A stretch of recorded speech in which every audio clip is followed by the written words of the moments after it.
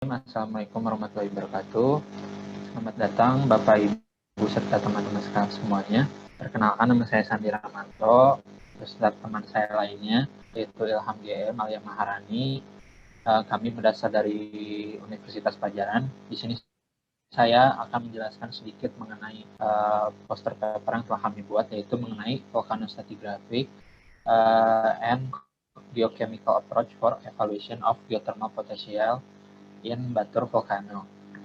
Di sini saya pertama-tama akan menjelaskan secara singkat terlebih dahulu mengenai abstrak paper yang telah kami buat. Secara umum, abstrak paper kami ini berisi di mana penelitian yang kami lakukan berfokus pada Gunung Batur yang berlokasi di Pulau Bali dengan koordinat 8 derajat 14 menit 20 detik South serta 115 derajat 22 menit 39 detik East. Gunung Batur ini termasuk dalam gunung berapi tipe A, dan tujuan dari paper kami ini adalah untuk menjelaskan atau mendeskripsikan volcanostratigraphy dan validasi keberadaan potensi geothermal pada daerah penelitian. Lalu saya di sini akan masuk ke introduction. Seperti dijelaskan sebelumnya, Gunung Batur berlokasi di Bali, lalu termasuk ke dalam gunung berapi tipe A. Gunung Batur ini memiliki ciri khas di mana dia itu memiliki dua kaldera, di mana setiap kalderanya ini terbentuk akibat adanya erupsi Gunung Purba, Gunung Batur Purba pada tahun 29.300 dan 20.150 juta tahun yang lalu. Secara umum, Gunung Batur ini terbentuk oleh batuan vulkanik andesit, basalt, terus aliran piroklastik jatuhan dengan komposisi skoria dan pumice pada umur tersier. Dan itu, Gunung Batur ini dapat dibagi menjadi 6 berdasarkan geomorfologinya. Yang pertama itu adalah geomorfologi tubuh gunung api yang landai, terus yang selanjutnya ada yang terjal, lalu ada gunung api corrugated Mount Batur Caldera, lalu ada gunung geomorfologi unit tubuh gunung batu Gunung Abang yang terjal, lalu ada tubuh unit geomorfologi dari Gunung Agung yang terjal, serta geomorfologi dari tubuh kaldera Gunung Agung yang terjal. Nah, secara struktur daerah penelitian yang berkembang strukturnya itu berarah utara selatan secara umum. Hal ini disebabkan oleh adanya peristiwa subduksi dari arah selatan yang menunjang Pulau Jawa dan Pulau Flores, yang dimana termasuk Pulau Bali juga, sehingga membuat perkembangan strukturnya secara umum adalah utara selatan. Selanjutnya yaitu ada data dan metode. Di data dan metode ini kami secara umum menggunakan 3 metode. Yang pertama adalah volcanostratigraphy, pemetaan volcanostratigraphy. Jadi metode pemetaan volcanostratigraphy ini adalah bertujuan untuk mengklasifikasikan produk hasil erupsi gunung api, yang dimana hal ini itu berguna untuk menjelaskan sumber dari hasil erupsi gunung api itu berdasarkan jenis batuan yang ada di daerah penelitian. Dari volcanostratigraphy ini secara umum tidak beda dengan stratigrafi geologi pada umumnya, hanya pada konsep melakukan atau penentuan stratigrafinya saja.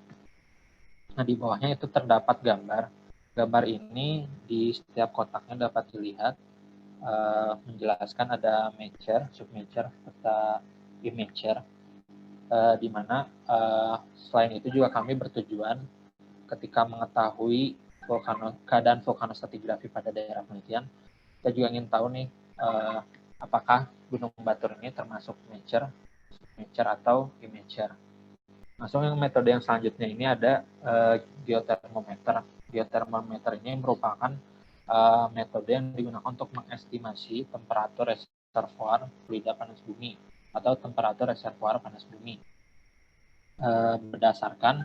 Dalam penelitian ini difokuskan berdasarkan adanya fluida geothermal atau manifestasi fluida geothermal yang ada di permukaan.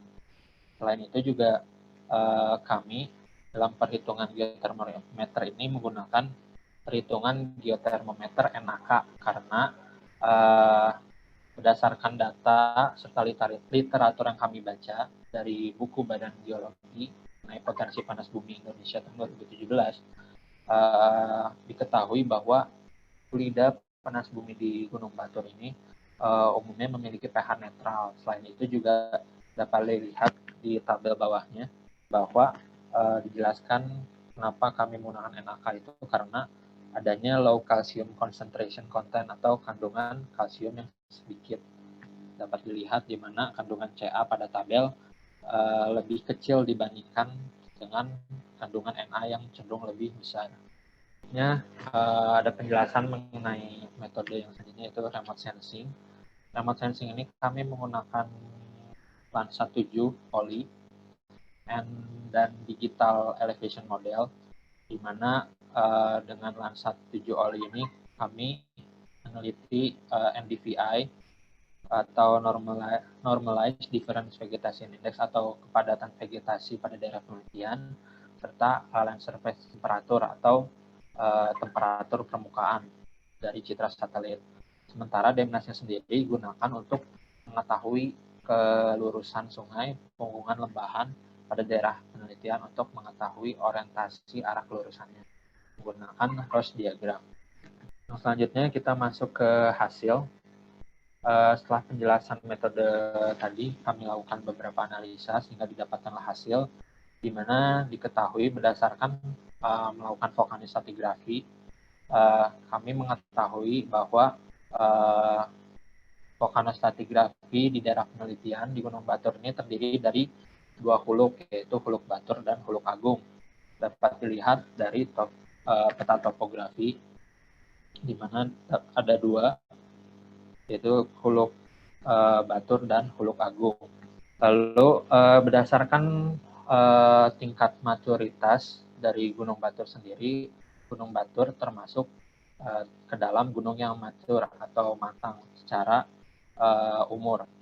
Itu dikarenakan terdapatnya bukti-bukti seperti adanya lava dome, terus kaldera yang berukuran besar, kurang lebih 13,8 kali 10 km, serta ditemukannya endapan intermediate magma silisik, juga didominasinya oleh piroklastik aliran, serta terdapatnya manifestasi air panas, serta fumarole yang aktif. Bukti-bukti ini tuh nanti dicocokkan dengan tabel yang telah ditunjukkan sebelumnya pada metode, di mana semakin banyaknya bukti yang kita miliki untuk membuktikan apakah gunung tersebut mature atau submature atau immature, kita bisa menentukannya dengan bukti-bukti yang didapat. Nah, berdasarkan bukti yang didapat, ketahuilah bahwa Gunung Batur termasuk mature. Terus untuk hasil dari perhitungan geotermometer NaK-nya sendiri, kami mengambil 5 titik manifestasi pada daerah penelitian. Dapat lihat pada tabel di metode, yaitu ada APTB 1, APTB 2, APSO 1, APSO 2, serta ADDB. Nah, berdasarkan perhitungan geotermometer NaK ini didapatlah bahwa reservoir daerah penelitian atau Gunung Batur itu memiliki temperatur 216 derajat Celcius berdasarkan perhitungan NaK menggunakan rumusnya Fournier tahun 1979. Tapi di sini juga kami membandingkan dengan perhitungan rumus lain, tapi masih dengan perhitungan NaK, di mana hasilnya jika menggunakan perhitungan dengan gigi limbah didapatkan 232 derajat Celcius. Kenapa hal ini dilakukan? Karena secara umum perhitungan gigi limbah ini emang menunjukkan hasil yang cukup maksimal atau tinggi dari daerah temperatur reservoir daerah penelitian. Namun kadang itu bisa menjadi anomali, sehingga untuk menyimbangkan atau meminimalisir anomali tersebut kami menggunakan perhitungan yang lain, yaitu Fournier 1979. Lalu kami jumlahkan serta rata-ratakan, maka didapatlah bahwa berdasarkan penelitian kami, temperatur reservoir daerah penelitian Gunung Batur ini memiliki temperatur 224 derajat Celcius, di mana menurut Gegenbass 1988, jika temperaturnya 224 derajat Celcius ini termasuk ke dalam entalpi sedang. Lalu saya lanjut ke hasil penelitian dari remote sensing, di mana tadi telah dijelaskan kita meneliti NDVI. NDVI ini menggunakan Landsat 7 oli, menggunakan band 7 dan band 5, di mana didapatkan hasil tertingginya adalah 0,628648221 dan terendahnya adalah minus 0,074368633, di mana area NDV yang rendah ini berada di daerah pemukiman, terus di kawah Gunung Batur itu sendiri, serta pada daerah barat dan southeast dari daerah penelitian. Nah, untuk hasil analisa dari land surface temperature sendiri didapatkan bahwa temperatur tertinggi pada daerah penelitian adalah 40,08477.402 derajat Celcius dan terendahnya adalah 6,977293968 derajat Celcius. Area sekitar kawah Gunung Merapi merupakan daerah yang umumnya memiliki temperatur yang tinggi. Nah, hal ini menunjukkan bahwa daerah penelitian ini memiliki potensi adanya sistem panas bumi yang bisa dimanfaatkan, karena dari hasil penelitian land surface temperature saja sudah menunjukkan hasil yang tinggi, walaupun nanti perlu ada analisa lebih lanjut. Nah, selanjutnya kami juga tadi menjelaskan melakukan analisa kelurusan. Didapatkanlah hasil bahwa menggunakan ROS diagram, daerah penelitian secara umum memiliki arah kelurusan northeast southwest, serta ada beberapa yang umumnya berarah utara selatan. Jika dikaitkan dengan persebaran manifestasi, bahwa kelurusan yang kita kerjakan ini berhubungan dengan persebaran manifestasi yang umumnya berarah northeast southwest juga, sehingga kami kaitkan dalam penelitian kami ini bahwa persebaran manifestasinya itu dipengaruhi oleh adanya beberapa faktor struktur dilihat dari hasil kelurusan yang telah kami lakukan. Lalu selanjutnya ada hasil perhitungan dari densitas. Setelah tadi kita melakukan perhitungan kelurusan, lalu mengetahui arah kelurusannya seperti apa, kita juga di sini ingin mengetahui ini densitas atau daerah mana yang tingkat kelurusan atau dipengaruhi strukturnya tinggi. Didapatkanlah 3 daerah, yaitu daerah yang rendah yaitu memiliki 0 sampai 0,06 km per kilometer persegi dengan warna hijau gelap. Terus dengan warna hijau terang itu densitas yang medium 0,06 sampai 0,16 km per kilometer persegi dengan warna hijau terang sampai orange. Dan untuk densitas yang tinggi yaitu 0,16 sampai 0,24 km per kilometer persegi dengan warna orange sampai warna merah. Berdasarkan dari persebaran distribusi kelurusan, densitas kelurusan yang kami dapat, kami telah membagi beberapa 3 daerah yang menjadi terkonsentrasinya nilai kelurusan yang tinggi. Hal ini bisa mengindikasikan bahwa daerah penelitian juga termasuk atau dikontrol struktur. Lalu daerah yang kami zonasikan ini juga bisa saja menjadi daerah yang berpotensi untuk dilakukan penelitian lebih lanjut, karena seperti kita tahu daerah panas bumi juga mencari adanya zona-zona lemah untuk melakukan titik pengeboran. Tapi densitas yang tinggi ini tidak berkaitan dengan kemunculan manifestasi yang ada di tengah kawah Gunung Batur. Langsung kita masuk ke akhir kesimpulan, di mana Mount Batur seperti dijelaskan sebelumnya merupakan gunung api tipe A. Terus terdapat beberapa titik manifestasi yang dalam hal ini kami mendapatkan 5 titik manifestasi berdasarkan data sekunder dari Badan Geologi. Terus tujuan dari penelitian ini adalah untuk mengetahui kondisi vulkanostratigrafi dan untuk mengetahui ada tidaknya potensi geotermal pada daerah penelitian. tentunya kami melakukan penelitiannya perlu penelitian lebih lanjut, di mana penelitian kami lakukan saat ini atau metode yang kami lakukan ini merupakan metode awal atau metode sebelum eksplorasi yang biasa dilakukan untuk mengetahui suatu potensi panas bumi pada suatu daerah. Lalu ada metode penelitian kami gunakan, yaitu ada pemetaran vulkanostratigrafi, terus menggunakan remote sensing yaitu depth dan seven OLI untuk mengetahui NDVI, LST sekali nyaman, serta perhitungan geotermometer. Lalu juga didapatkan bahwa estimasi volume dari vulkano Batur ini setelah kami hitung-hitung adalah 217 km persegi besarnya si Gunung Batur ini.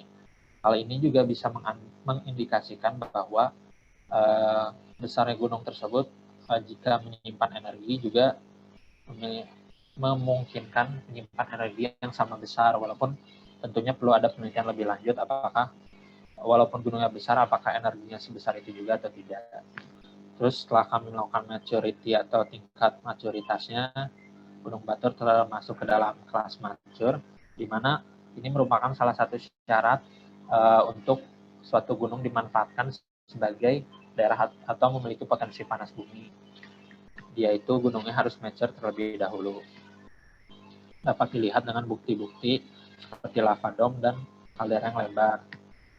Oke, untuk geotermometernya sendiri diketahui bahwa daerah penelitian memiliki temperatur 224 derajat Celcius yang termasuk ke dalam medium enthalpy, di mana kita ketahui bahwa medium enthalpy ini sebetulnya sangat jarang untuk dimanfaatkan sebagai daerah panas bumi oleh berdasarkan perkembangan lapangan panas bumi di Indonesia itu umumnya yang digunakan adalah enthalpy yang tinggi karena tidak terlalu membutuhkan effort yang lebih besar dibandingkan dengan pengembangan yang menggunakan medium enthalpy atau tingkat reservoir yang medium suhunya atau enthalpinya.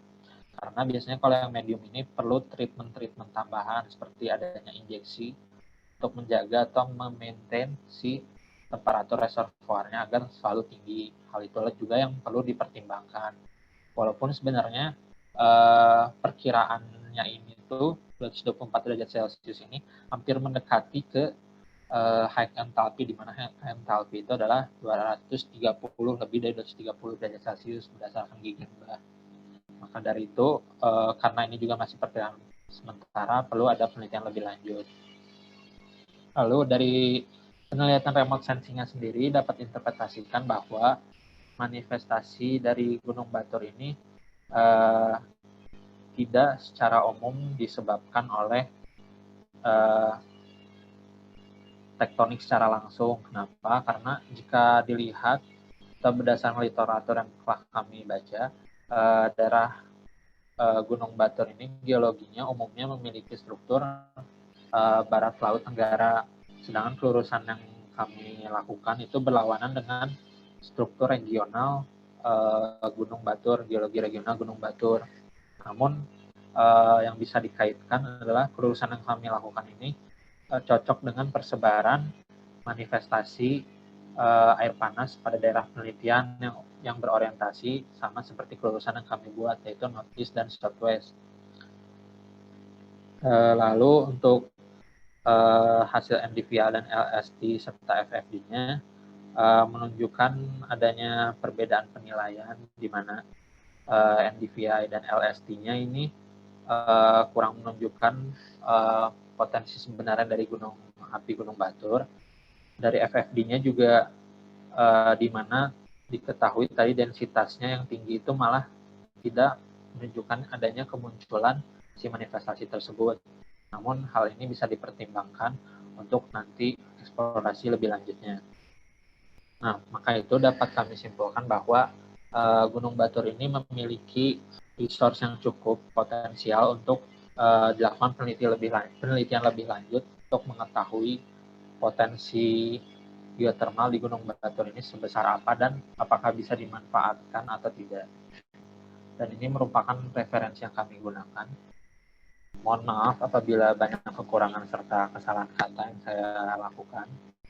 Serta terima kasih atas perhatiannya. Sekian. Wassalamualaikum warahmatullahi wabarakatuh.